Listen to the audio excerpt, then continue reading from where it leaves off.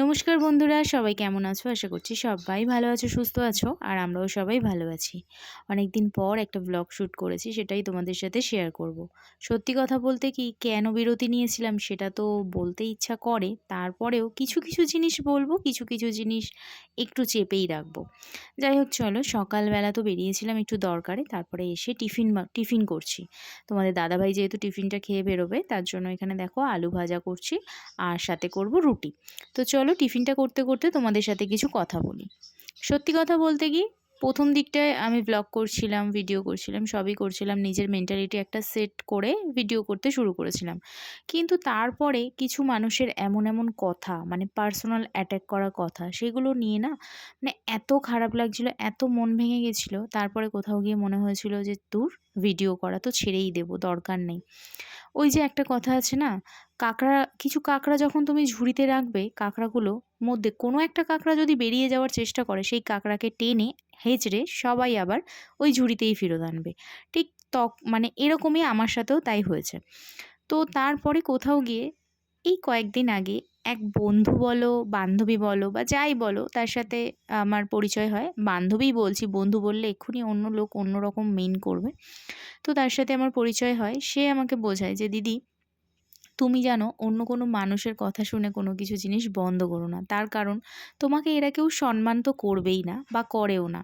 কিন্তু তোমাকে এরা খারাপ বলার জন্য সব সময় তৈরি থাকবে। কিন্তু তোমার ভালো জিনিসগুলো এরা দেখতে পারবে না। তাই ভালো কাজ করতে গেলে কিছু জিনিস অপেক্ষা করে যেতে হয়। আর কিছু কথা সহ্য করে যেতে হয়। তো ওর কথা শুনে আমি কোথাও গিয়ে মোটিভেট হই এবং মানে আমার বাড়িতে বলতে তোমাদের দাদাভাইয়ের সাথেও এটা নিয়ে ডিসকাস করি। তো সেখান থেকে উনিও বললেন যে হ্যাঁ, একদমই ঠিকই বলেছে। তো তোমরা যদি আমার এই কথায় একমত হও, অবশ্যই বলো যে হ্যাঁ দিদি, তুমি ভিডিও করো। আর সত্যি কথা বলতে কি, ভিডিও তো শুধু করলে হবে না, ভিডিওটা তোমাদেরকে দেখতে হবে। তো তোমরা যদি চাও, তোমরা যদি আমাকে সাপোর্ট করো, তাহলে আমি আবারও আগের মতন ব্লগ ভিডিও দেওয়া শুরু করব। তো তোমরা একটুখানি কমেন্টের মধ্যে জানিও যে তোমরা কারা কারা চাইছো যে আমি ব্লগ ভিডিও ভালোভাবে শ্যুট করি। হ্যাঁ জানি, এই ভিডিওটা খুব ভালোভাবে আমি শ্যুট করতে পারিনি, কেন অনেক দিন যাবৎ কোনো কাজ থেকে বিরত থাকলে সেই কাজটা একটু তো ঘেটে যায়, তাই না? তো তাই জন্য আমি চাইছি যে তোমরা আমাকে একটু সাপোর্ট করো। আর সত্যি কথা বলতে, যে মানুষগুলো বড্ড আমাকে খারাপ বলে না, তাদেরকেও কিছু জবাব আমার দেওয়ার আছে। তো সেই জবাবগুলো হয়তো কাজের মাধ্যমেই দেওয়া উচিত। তাই আমি এইটুকুনি তোমাদের কাছ থেকে সাহায্য চাইবো যে তোমরা একটুখানি আমার ব্লগ ভিডিওগুলো দেখো আর সাপোর্ট করো। আর সাথে আমাকে বলো যে তোমরা সত্যিই কি আমার ব্লগ ভিডিও দেখতে চাও, তাহলেই আমি শ্যুট করব। যাই হোক, চলো, অনেক কথা বলে ফেললাম, টিফিন হয়ে গেছে। তো এবার দেখো তোমাদের দাদাভাই বেরোচ্ছে। হ্যাঁ, তোমাদের দাদাভাই অনলাইনে খাবার ডেলিভারি করে। যখন যেরকম পারে, মানে কখনো সুইগিতে বেরোয়, কখনো জোম্যাটোতে বেরোয়, এরকম করেই আমাদের চলে। আর এখানে দেখো আমার ছেলে হচ্ছে সকালবেলা স্কুল থেকে এসছে, এবার একটুখানি রেস্ট নেবে।